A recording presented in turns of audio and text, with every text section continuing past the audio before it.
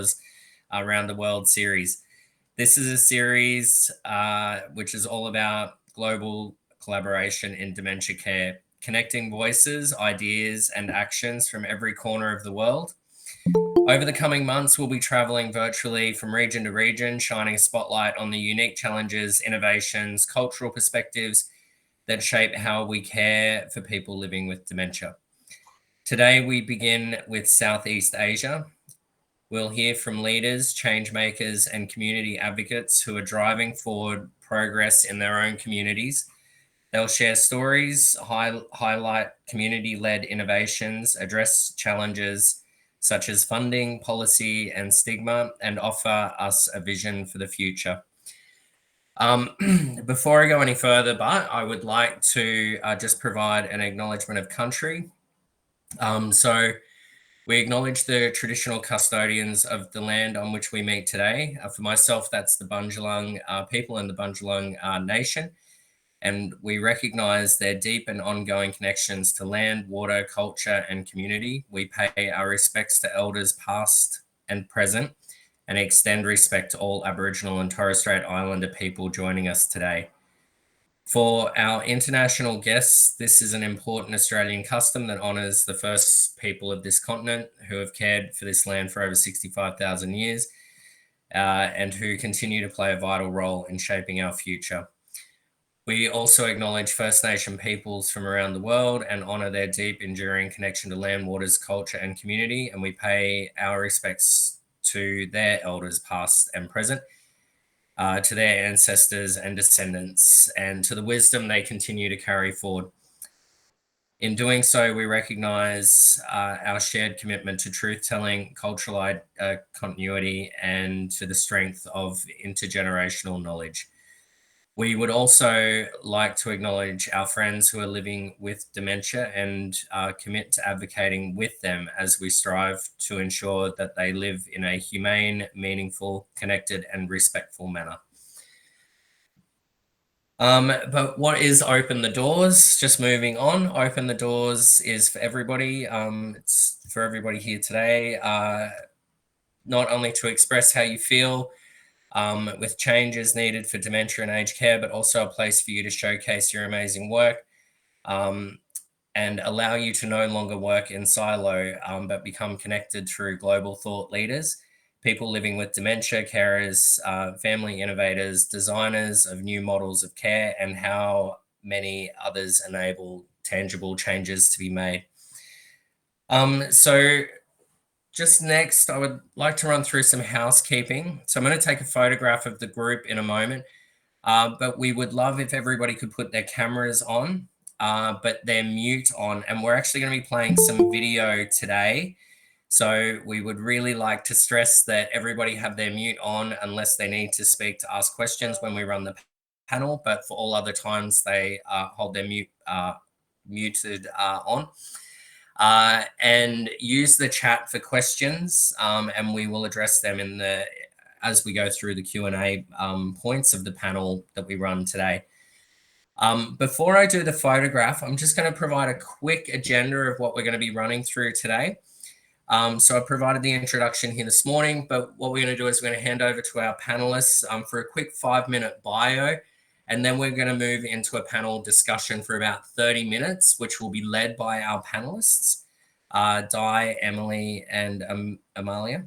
And then we'll wrap up at the end. So if we've got everybody on the call and cameras on, I could just grab a quick smile from everybody here today. I'm going to chuck you up here onto my bigger monitor. No, I'm not. It's not going to work for me. Okay.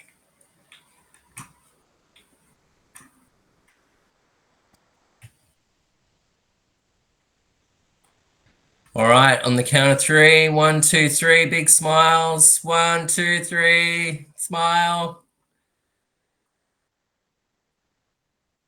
Great. Okay, that actually worked. Good job, Aaron. Thank you. Okay. So we'll move over to the panel now. So I'm just going to provide a bit of an intro, and then I will pass over to Di. So Open the Doors is committed to reshaping the narrative around dementia care through bold thinking, inclusive dialogue, and practical innovation. While traditional models of care often focus on clinical and institutional outcomes, OTD seeks to centre the lived experience of individuals, families, and communities. This requires a shift not only in service delivery, but also mindset towards one that sees dementia not as a decline to be managed, but as a journey to be supported with dignity and empathy. To kick off for our Southeast Asia experience, we're joined by three incredible speakers today who each bring their own unique perspective and experience to this conversation. So rather than telling you all about them today, I'm going to pass straight over so they can introduce themselves in their own words. And first up, Di, I'm going to pass over to you. The floor is yours. Sorry, DY. You're on mute, DY, sorry. Hey, thank you, Aaron. So my name is DY Suharya. I'm here in Jakarta, Indonesia. It's 2 p.m. here. Very happy to be here. I'm a founder of Alzheimer's Indonesia. We just turned 12 years old last Saturday. And I'm also the regional director of Asia Pacific Alzheimer's Disease International. And I'll share more about my journey as a caregiver to global advocate. Over to you, Amalia. Thank you so much, DY. Hi, everyone. So honored to be here for the first time. I am Amalia Fonk-Utomo, born and raised in Jakarta, Indonesia. And I moved to the Netherlands 10 years ago, but disconnected between your roots. I'll be speaking later. It's my background is creative marketing. So I am into dementia awareness and creative initiative program. In Indonesia, I am a supervisor board for Alzheimer's Indonesia, helping my homeland.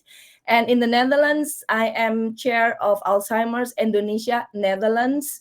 It's the initiative and the program to access Indonesian background in the Netherlands, which is a lot. And now it's reaching first, second, and third generation already. And along the way, I am also working for ADI with DY as Head of Accreditation for Dementia Educations. Lovely to meet you. Emily. Hi, I'm Emily, and I'm, well, let me see, how do I start? Well, firstly I'm a Malaysian, and I'm born and raised up and grew up in Sarawak, that's East Malaysia. And, as you can see, I no need to read, you also can read what is written there on the slide. Is that I have, when I start my advocacy back in 2019, that's 2 years after I was diagnosed. It's because in Singapore, we don't really have the voice of people with lived experience that can speak on their own without the support of their care partners. So that is why I started my advocacy as to raise the voice. Yeah, sorry, Emily, it's not the, okay. It's not the slide yet, Yeah, so that is how I started my advocacy. And since then, well, of course, I wouldn't have gone so far without all my mentors. And one of my mentors is also Bobby Redman, who is here. And then Kate Swaffer, and then Helga, that is from Germany. So for us, the advocates with the living experience, we can go far only if we are being given the opportunity, like platform like this. So I am looking forward to have the discussion with Amalia and DY. Thank you. Thanks, everybody. And just before we keep going, we just want to play a quick video to explain some of DY's journey. And we're just going to play that for you now. So keep yourself on mute. And it's just a lovely video explaining how she got where she is today and her journey. DY Suharya is the founder of Alzheimer's Indonesia and the regional director of Alzheimer's Disease International for the Asia Pacific region. When her mother was diagnosed with dementia, Suharya became her caregiver. Today, she's raising awareness for dementia and improving quality of life for both patients and their caregivers. Tonight, Suharya shares her brief but spectacular take on memory loss and healthy aging. My mom's favorite song is "You Are My Sunshine, My Only Sunshine. You make me happy when sky is gray. You never know, dear, how much I love you. Please don't take my sunshine away." My mom was diagnosed with dementia, but whenever we sing that song, she will clap her hands, her body will move, and she's alive. I grew up in Jakarta, Indonesia. I'm the youngest in the family, and I have a very strong bonding with my mom. When my mom was diagnosed with dementia, my dad called me. I was pursuing my PhD in Australia, and I had to choose between pursuing a PhD or my mom. I went back home. I became a full-time caregiver. I felt so lucky to have the opportunity to take care of her before she passed away. I think it was an early grieving without knowing that that's grieving. The misconception is dementia is a normal part of aging. It is not a normal part of aging at all. Dementia is a neurodegenerative disease affecting memory, executive decision, and other brain function. There is no cure yet. So we need to focus on providing high quality care. When I've decided to take up the role as a caregiver in my family together with my dad, it's a full-time job that's affecting not only the person with dementia, but also the entire family. Burnout is one of the highest problem on caregivers, which led me to establish Alzheimer's Indonesia. Alzheimer's Indonesia aims to improve quality life of people with dementia and family caregivers. The focus is on living positively, not focusing on what they cannot do, but focusing on what they can do. Involve them, ask them to participate, be a part of a community. I'd like to see a dementia-friendly and aging-friendly society. I think people in general might think that being old is frail, weak, isolated, lonely, but at the end of the day, it's just a mindset. I don't think of growing old. I think of evolving. I think of contributing. And I thank my mom for giving me this opportunity through her disease to help other families so they can navigate their journey of caring. My name is Suharya, and this is my brief but spectacular take on memory loss and healthy aging.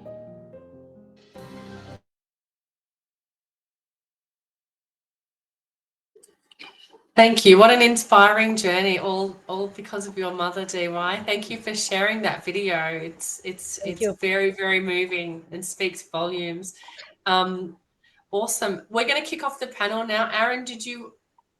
Yeah, no, I was just going to say thank you as well, and beautiful videos, and thank you for passing back. So we're ready to set the panel in motion. So now that we've had a chance to hear from each of you, let's dive straight into today's discussion on dementia care in Southeast Asia, exploring the challenges, innovation, and opportunities shaping the future. So first, we'll touch on current developments in dementia care, what's happening right now in your region, and how these changes are making a difference. DY? Thank you, Aaron. So thank you for this opportunity to share that video. My mom is forever my inspiration, and I saw this lovely comments from Leah that she sings it to her granddaughter as well. I think everybody is a sunshine to everyone that they love.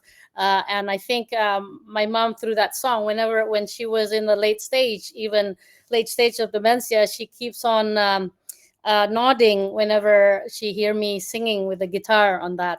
So I think this is something that is so close to my heart. This is my passion. And I think the key in this journey, I think I also have this keyword from Latin, advocare, which is advocate, speaking on behalf of someone you love, walking together with them. And that's why it's my lifetime commitment. And referring to Aaron's question, I never thought of being a caregiver for my mom. Almost 10 years led me to be a dementia care advocate for Alzheimer's Indonesia. We just turned 12 years last week, and it started off with a support group. So in Southeast Asia region, not only Southeast Asia, I also had this opportunity to, after establishing ALZI, Alzheimer's Indonesia, in Indonesia, to oversee more than nearing 20 countries in Asia Pacific, including 4 sub-regions of Southeast Asia, East Asia, South Asia, and Oceania. And in Indonesia, for care, there's this innovation on introducing care navigators. A platform called ALZI Care is a one-stop platform providing holistic service, not only for people with dementia carers, but also older people, so they can remain active. They know where's the nearest place to join a brain gym exercise and all that. So a continuum of care, of early detection, screening, post-diagnostic support, caregiver support session, counseling. These are the things happening in Indonesia. And it's something that is, through technology, it reach out to more people. Not only in Indonesia, I think Southeast Asia, there's Philippines, there's Singapore with I think Emily can share more later on that. But it's still very important to have a real gathering support group. So that's something that is still, that's still something that people are looking for, because as a caregiver, sometimes they have to deal with isolation. There's issues related to financial situation and all that. So that, in a nutshell, it's a basic quality care of being there for all caregivers in their journey of caring, for people living with dementia, even getting diagnosis. There's always these challenges as well. But I think I'll stop there, Aaron. Thanks. That's great, DY. Thank you so much. Amalia, did you have anything you'd like to share on current situation? Yeah, thank you so much, Aaron. Yeah, as I'm previously shared with you, all of you, that I have 2 roles in here. So the first one I'm going to share, this is the latest project of Alzheimer's Indonesia, Netherlands. So it's an Indonesian organization in the Netherlands. It's called Melody Memory Project Indonesia and the Netherlands. There is 2 QR code here that you can scan now if you want to know more about the project, but I will explain. It's in Dutch, but there is English subtitles and translations there. And also for the film, the movie, it will be a documentary, is also in Dutch, but with the English subtitles. Okay. This Melody Memory Project is a knowledge transfers and culturally approach, also raising awareness for elderlies and people living with dementia and the carer and the families, to improve their quality of life, risk reductions, and also to preserve the heritage of Indonesian or the region's music here in the Netherlands, which is really important for the next generations. As you see, this is a timeline of the program. Actually, it started in Bali. Although we are doing it, the organization is is from the Netherlands. It started in Bali, in a small village called Desa Pinda, where the husbands is playing the gamelan, the instrument, and then the wife, it's suddenly dancing. With that, we are mixing between the family gathering and also coziness and music with dementia awareness information, 10 signs of dementia, and a risk reduction activity, and also healthy check, cognitive brain check, everything. They don't feel it. It's like seriously awareness campaign. That's really important in South Asia approach, I think, and also Indonesian. with the success of the Bali, we are moving to Yogyakarta with the same formats. But as you can see, really sorry for the small photos, but in Bali, we use Bali Gamelan, and then in Yogyakarta, we use the wayang, the puppet. Also the stories, and including the young generation as well. And then from Indonesia, we are moving to the Netherlands. And in the Netherlands, the program itself is still going on. We are having the same structures, the same project in the long-term care facilities in the Netherlands, which has many Indonesian background residents. And we have also photo, and during the project, we have photographers and videographers taking all the stories. And then from there, we hope that with the movies and the books and the exhibitions of the photos can be more extendable. So it can be multiplied to other cities and also the rest of the world where people with Indonesian roots, it's living. Diaspora, migrant, everywhere. And yeah, and also we are going to be in the Dementia Innovation Bali Conference in September. There you will see also the photos, the films, and we will be in Europe Conference as well. So that's the first. And then the second one, as my other role in ADI, I am also heading of accreditation program. It's a new program in ADI. It's more into education. This program is not just academic standards of education accreditation, but we try to encourage to start a dementia group, working group discussion and collaboration, global partnership for every program and organization. So when you see here, it's open to all organization and program, from startups to higher education, because we believe we need a practical applied education for carer, informal carer, and people need different kind of education and training. So from Australia, we have Wiking Dementia Research and Education. This is being accredited by us, University of Bradford, Kiang Nursing College of Macau, and for the program, we have 𝘨𝘀𝘀 program. And you can always, for details, it's a lot of details, Aaron. And so just, we are starting a global community of education's discussion in here. Thank you. Thank you, Amalia. Emily, before I pass to you just for your thoughts, which I would love, I've just realized I haven't briefed everybody in here today just on the 5 points that we're offering our panelists to speak to, and then we'll have some question time at the end. So the 5 points were current developments in dementia care in your region. Second point is community-led innovations, initiatives and successes. The third point is challenges such as funding, policy or stigma. The fourth is cultural perspectives and responses. And 5 is visions for the future of care and support. I'll copy these and chuck them in the chat. I've been doing that, Aaron. I've been putting them in as you're talking. Yeah. Thank you. But Emily, just over to you. Current developments in dementia care in your region, your perspective. Okay, now, firstly, I'll be speaking for Malaysia and also Singapore, because I'm a Malaysian, and then I'm staying in Singapore.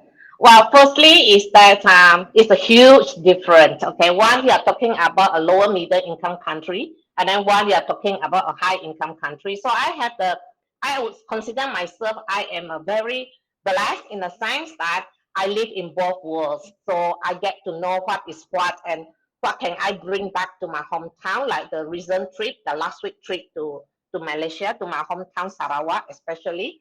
For Sarawak in Malaysia, is that the dementia training, care training only started this year, you know, and this is also because largely due to the National Dementia Plan that Malaysia just had it, and it really spurred the government involvement.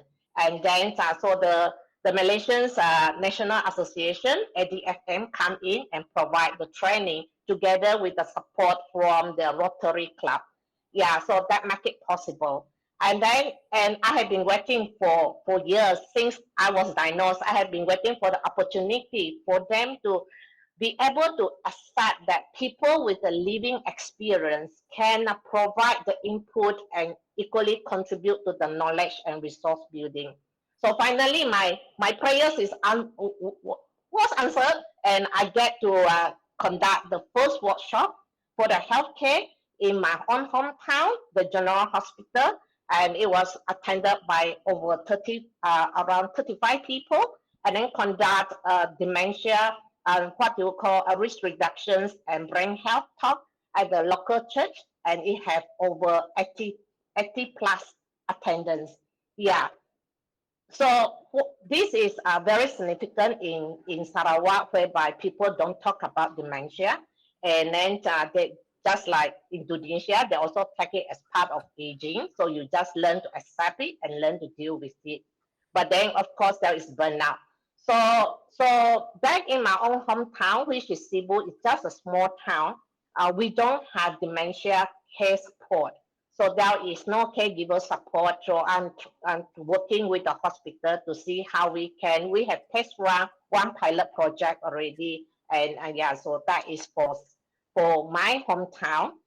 And for Singapore is that when I was diagnosed in 2017, there was not much on dementia care support, but over the years, over the last 8 years, it has grown tremendously. The care support is more established with caregivers network and putting in place. And but the issue here is that the caregiving support, while it's very established in Singapore, is still not the one that whereby it is tailored, very specific to different stages of the journey. So it's just like if you have a person diagnosed with dementia, so all the caregiver will just attend the same course, whether you are already in the journey for very long or you are just starting the journey. So a lot of the caregiving challenges and needs are still not met. So that is one big issue. And the other issue is that while in Singapore, much awareness has been built on dementia, but the people seeking the diagnosis is still rather late. So even though we have people who are diagnosed with mild dementia, but it's not the mild dementia at the early part. It's more towards the middle to the ending part of the mild stage. So very soon, within a short period of 2 to 3 years, they go into the moderate stage already. So that is the issue that the situation in Singapore when coming to dementia care. Yeah. Thank you, Emily. So our next question is on community-led initiatives and innovations. I'll pass out if either one of you three would like to jump in to answer. What examples of community-led initiatives or innovations in your region do you think others could learn from? So from Asia Pacific, there's this interesting initiative actually in Taiwan, Young Coffee. How people living with dementia are actually once a week they bake cookies and they sell coffee, and it's actually because of the community spirit of wanting to contribute. I think Emily and Amalia gave an interesting experience, interesting story earlier, because that's actually one of the community-led initiative. People wanted to contribute. There's a nature of contributing their talent in photography and videos. So there's many photography and videos exhibition. There's a young people who actually initiating a concert, choir, and there's all these innovations related to technology that some countries in Asia Pacific, including Japan, that actually also voicing this dementia inclusive society by conducting fundraising through car washing. All the money goes to the AAJ, Alzheimer Association Japan. So in Philippines, there's a gamification innovations as well. So there's all these, I think, communities at the heart on this, and it's the closest circle to people living with dementia and carers. I think Emily or Amalia, please feel free to jump in. Yeah, I think community and culture is really important in the region, because we are a communal culture. I think we like to do everything together. It's more cozy. It's more happy if we are doing it together. It's warm. And I have links here. I don't know if you can see. This is a book actually. It's a poem book. So it is actually a book which is written by Indonesian, almost not all over the world, but global. Well, Indonesian, they send their poem and send it to us. It's about the mothers, it's about women, and most of the time and most of them is actually elderly and caregivers. And then we put it on the book and we sell it. So they are belong to the book as well and part of the journey. And then it's a book, you can like keep it, and it's like a memories of your journey of caring as well. And it's communal because like it's not like one writer of, it's them. And we are selling it for fundraising as well. So they are like bought it for a gift, a birthday gift or farewell gift. So it's just special. So it's one of the community initiative as well. Yeah. For Singapore is that Singapore have a lot of community-led initiative because it's actually coming down from Ministry of Health, and then through its appointed what you call agency, the AIC, the Agency of Integrated Care, who oversee all these things. So in Singapore, is that it started with the dementia-friendly campaign. So under the campaign, it looks into the different sub interest, you call it, and so it looks into the public spaces. How do you make the public spaces become more dementia inclusive? And that is where it was the first time there was an involvement of people with living experience. Me and my friends become involved and work with the statutory board. There is a public housing board because in Singapore, most of us stay in the public housing flats. So we work very closely on how to improve the wayfinding and to encourage people living with dementia to still come out on their own. And if they are lost, no worry, there is all these wayfinding in place. And also under the dementia-friendly campaign, the AIC also had this go-to point whereby there is a giraffe, whereby they use giraffe. I also don't know why they use giraffe. They use giraffe and to place it on the wall. So you just bring the people who appear lost or things like that to that go-to point, and then so this appointed spot will then notify their next of kin. Because because the people living with dementia, most of them will have signed up for the Kara card. Kara card is an app that is developed by Dementia Singapore to help to lost and found. Okay, some sort like that. So that can be traced. So it goes into the nationwide network. So if you have someone lost, then you just reported it, and then the whole nation network will come in and try to help. So very often the people living with dementia who is lost is easily found and spotted within just a very short few hours. Sometimes it's just 1 hour, within 1 hour. So this is what we have been put in place. And of course, it involves a lot of stakeholders because an app is just an app. If you don't have different stakeholders to come together, it's just an app. It's not going to work. So then the other thing is that to improve the dementia care, the government has also come out with the CREST team, whereby they actually visit the people at home rather than they come out to the hospital and things like that, especially if they are newly diagnosed and they just start the journey. So this CREST team will one who is supporting. So the CREST team is made up of multidisciplinary from the healthcare. It have OT and doctors and things like that, geriatrician mainly. And then so in Singapore, there are currently, I think I'm not mistaken, there are 73 CREST team now to cater, but of course it's never enough. Okay. Yeah. So mainly the issue, I mean, I always like to burst out the issue because I'm coming from the living experience. There's a lot of issue. The issue is that there are a lot of these community lead initiative and innovation and things like that. But the biggest problem is there is a lack of involvement of people with living experience involved in the design and things like that.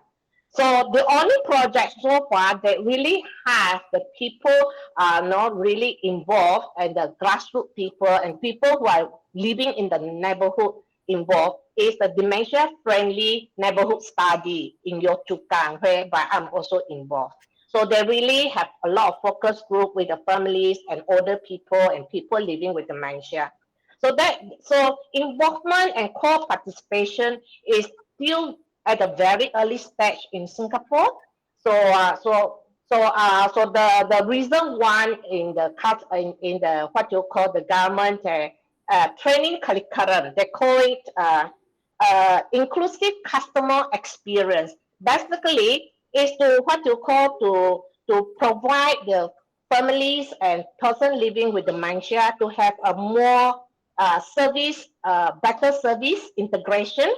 And but unfortunately, again, this wonderful training program does not involve people with the living experience, neither their family members.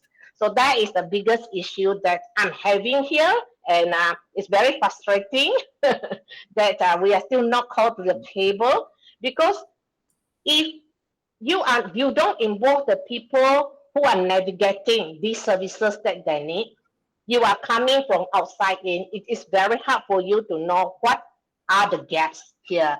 How would service integration really benefit the people, and not that there is the significance of the change cannot be felt by the families. Yeah.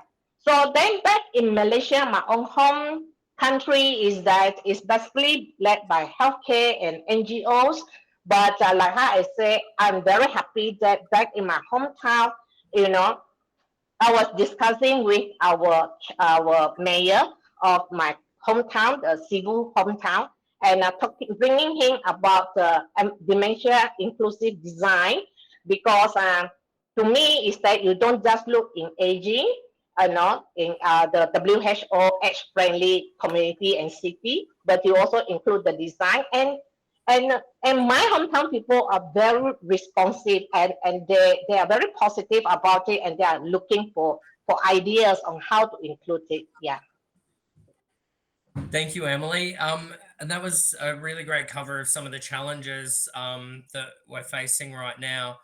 DY or Amalia, did you have any other challenges that you wanted to add into that before we move on to cultural perspectives? In terms of challenges on funding, I think that's before the cultural perspective. Is that correct? Yeah. Yes. Sorry. So funding, policy, stigma, or other challenges Yeah, there's big challenges, because I know in 2017, all ministers of health around the world came together in 2017 in WHO Geneva, I think nearing 200 member states or countries agreeing that dementia is a priority. But, I think there's a deadline of 2025, and I think there's only around 50 dementia plans around the world. So there's still a huge gap.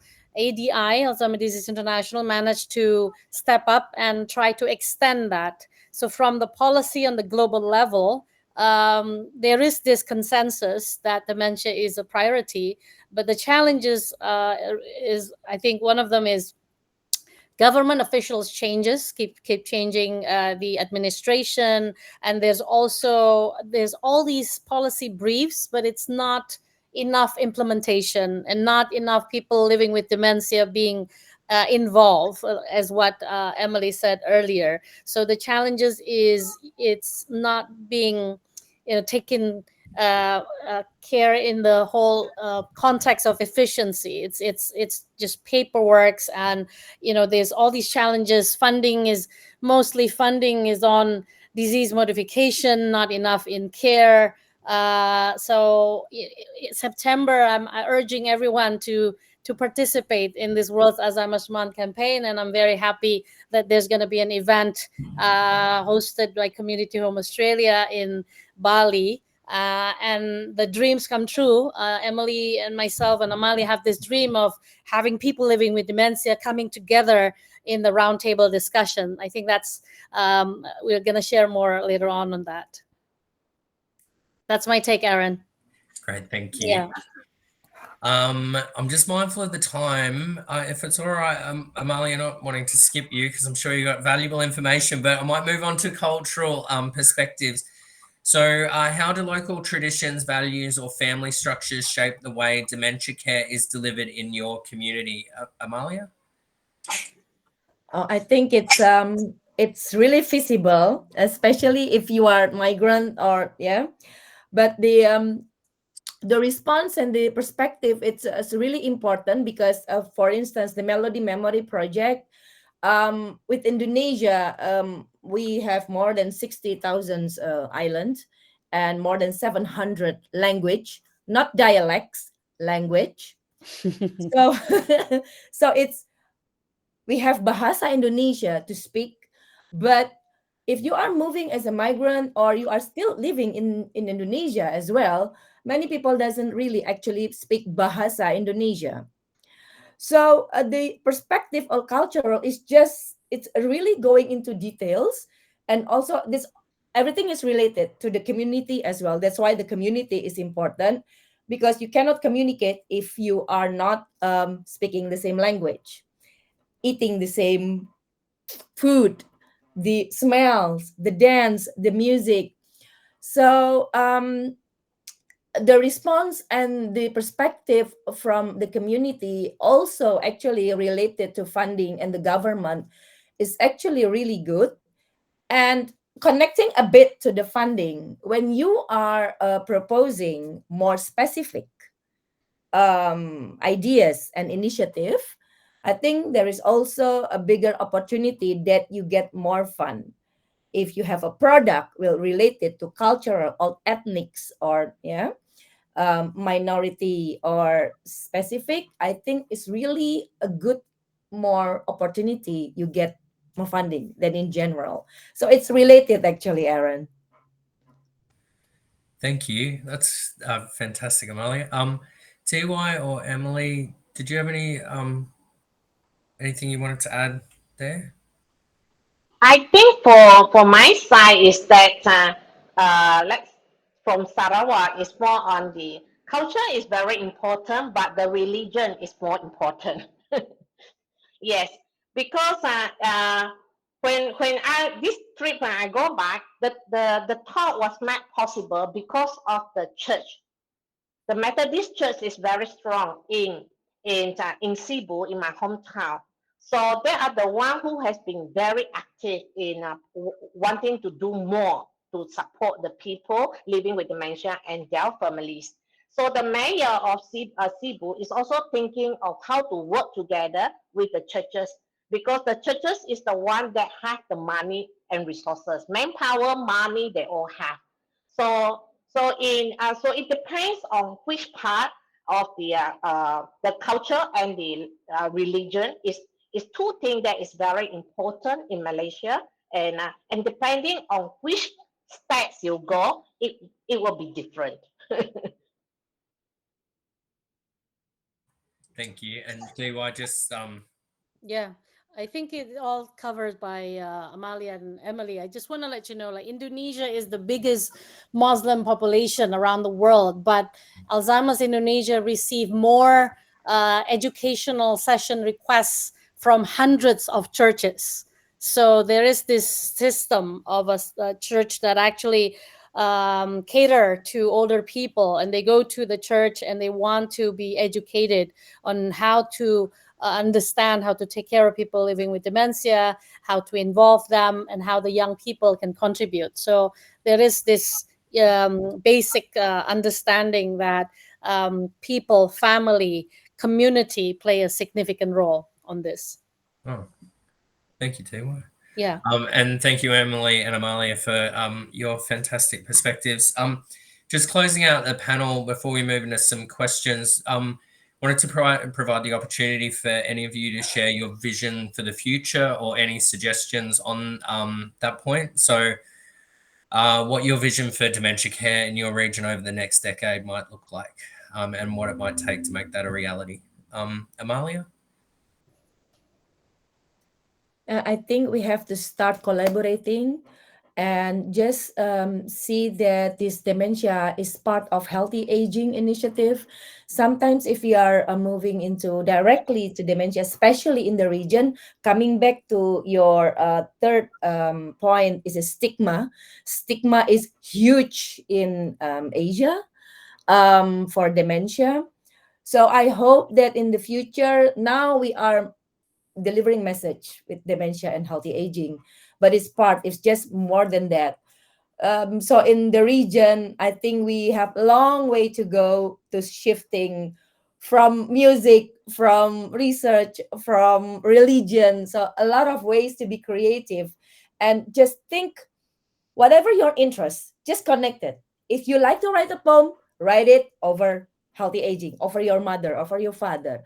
If you like music, do it. If you like a movie, do it. If you like taking up pictures, do it. So just think directly anything you're interested, cooking, it can be as well. So just think of what your hobbies and what you're interested, and then connect it. Don't burden yourself with, I have no this, I cannot do that, but just do it.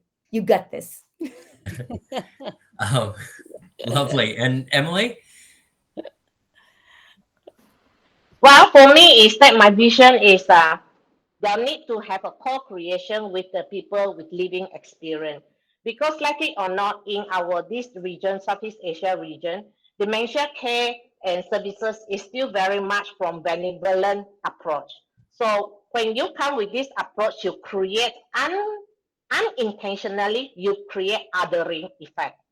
So that is the big society doing something good, benevolent, good kind, so for the people living with dementia. It is not about the people living with dementia and the family have the rights to be included. You are not doing something good. They are actually, this is the rights to be included and not excluded. Yeah.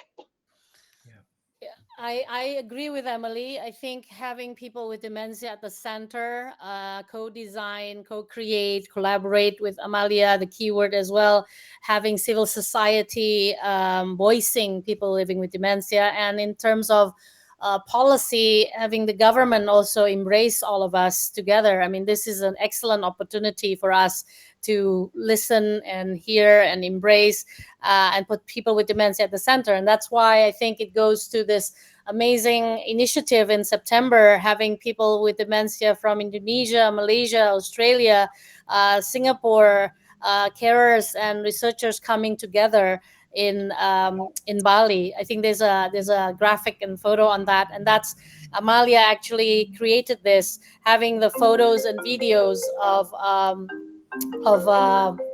all these innovation together. So it's basically putting together. This is a picture of a person with dementia who's actually through this experience in music in Amsterdam, and these photos and videos will be displayed in Bali. But one of the things we love is actually before Rodney designed this conference, it's involving Bobby and Emily and all people living with dementia for their inputs. So the design is based on their inputs instead of the old style will be a pharmacological kind of perspective, but this is more human, person-centered. So that's the future of care and support, having people living with dementia at the center. And I think, we can improve quality of life of all. We would take that route. Can I add a little bit on these stories, Of course. Aaron? I'm just, thank you, DY, and putting this. As you know, this lady, Leonie is now living in the Netherlands for almost 80 years or 75 years. She is born and raised in Javanese in Indonesia, and then she is moving here to the Netherlands. But when she is 3 years old, she is like in a Salvation Army camp during the Dutch and the Japanese War. And then she is sick, and there is one Japanese soldier that sings to her a lullaby song, a Japanese lullaby song when she is 3. And 80 years later, in the Netherlands, now she's living with dementia in the Netherlands. Finally, this Monique van Brugge, a music therapist, is finding out the notes, what kind of lullaby the Japanese soldier sings to her. And she remembers, and she tells the stories in these documentary movies. Wow. So the world is not learning eventually now with the war, but a lot of Leonie will be there in the futures everywhere around the world, and is also culturally background in deep insight with the song. And 3 years old baby, and when she is now 82 or 83, still remembers that the music that comforts her. Amazing. Thanks, Amalia. And thank you so much to all of you today for sharing. That was a beautiful panel, and I think there's certainly some beautiful common themes through there. I won't do the full summary or closeout, but I would love to open it up just to the floor while we've got a last few minutes left to any questions that anybody might have out there. Darren has a question. Oh, thank you very much. Darren Evans in the UK. Just wanted to say what a fantastic, insightful, inspiring webinar. Just wonderful. Thank you all to everybody. Really, really great to see it. My question is, we're doing some really innovative work in the UK. I'm a trustee of Age UK myself, and we're doing some work specifically in relation to dementia with technology, in capturing but cultural heritage, life journeys of individuals. The voice, people miss the voice incredibly. And also, when a person arrives in a care setting, there is no backstory to the person that has lived that life. So we're changing that. And my question is, how do we get involved in all your regions? How can we share the innovations that are taking place? I've actually reached out on LinkedIn to whoever I can at the moment, but that's my question, really. Darren, the answer to that is I already accepted your LinkedIn invitation, so we can start that conversation separately and Wonderful. Connect the dots. Thanks to Open the Doors. So we'll be in touch. Do we have any other questions there? Just got a few minutes left. I just want to make a comment that the issues are global, and there's so many cultural nuances across Southeast Asia, because you have so many different dialects, and religions across just Indonesia alone. So I spend a lot of time there, and dementia doesn't seem very well known in Indonesia. Do you find that as you're growing as a society in Indonesia, it's becoming more and more prevalent? It's always been there, but people are starting to realize what it is. It used to be maybe your village is taking care of grandma or mom and she just forgets things. Do you see a shift in the transition of the awareness that people are living with a diagnosis of dementia? Because it seems like it's just starting out in your regions. Would I be correct in saying that? Yeah, there's a shift. Amalia is my actually high school mate buddy as well. So when she decided to go to the Netherlands, she has this legacy of helping me in designing "Do Not Underestimate Memory Loss" brochure. Amalia, you can show it here. With this campaign of, World Alzheimer's Month campaign this year in September, Ask About Dementia, Ask About Alzheimer. There's 3 hospitals reach out to Alzheimer's Indonesia and ask, why is there's 300% increase of people requesting for cognitive decline tests, detection, screening, and all that? And I said, that's because of this campaign that Amalia actually led 12 years ago called "Do Not Underestimate Memory Loss." So that's the I think from awareness triggered to a call to action, but it just has to be consistent, same message all over and over again. So yeah. Amalia, you have the brochure with you, or? Unfortunately, I have everything except the brochure on my desk. I have it, but it's in Indonesian here. Oh, This is her masterpiece, and it's been translated to 10 countries in ASEAN, and I think another 5-7 countries in other countries as well. So it's relevant. Everybody needs, knowledge is power. So we are coming together here to share this experience, and hopefully it will activate everyone's highest potential to contribute more in this journey. And I've just met all of you, but I'm very proud of the work you're doing. I just want to say that I am very proud to know you, because this is incredible stuff. And it makes me really happy to think that the globe is kind of getting smaller and we can do this together. Yeah, it makes me very inspired. Margaret has a question, then we might wrap up. Maggie, did you have a question you wanted to ask? Did you have your hand up? Maybe she was going to go do a love heart. I know Maggie well. She's a bit shy, so it was maybe for a love heart. Aaron, did you want to wrap up? I'll pass to Monique, sorry, for the wrap up. I know. That's what happens when I miss the pre-meet. Sorry. Any case, we're here. Picking up from what you said before, Nicole, about global, I actually wrote the word global and just pulled from what everybody was saying, the similarities of where we all are as a globe is just amazing. The importance of community, breaking the stigmas, love. We all need love, and we need to make sure that love continues. The importance of the voice of advocacy for people living with dementia, and the lack of people living with dementia that are having that voice and are part of the conversations. It's not about just bringing someone in to tick the box that we've got someone here living with dementia. They should be leading as much as someone is that's not living with dementia. The importance of education and around those practical skills. We've got a long way to go within residential and community care, but we've got even more work to do for families and loved ones of someone living with dementia. And faith too, sometimes that gets skipped over, but faith is really important, whether that be a religion or whether that be something other than a religion, and making sure that people can still be connected to whatever that is, because it's an amazing support for people. I'm just so excited that, to be able to have Emily and DY and Amalia here, and that they will be at the conference that Community Home Australia are having in Bali in September. And it would be terrible for me not to say that you can still get tickets to join us. So anyone that may not have signed up yet, please don't hesitate to.